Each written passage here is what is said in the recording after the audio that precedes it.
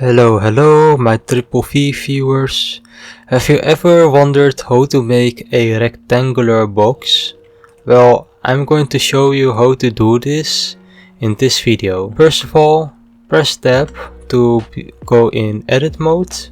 Press 3 to select face mode. Right click the face, delete face, press 2 to go in edge mode, press Alt left click to select the edges, press E to extrude, press Z to go vertically.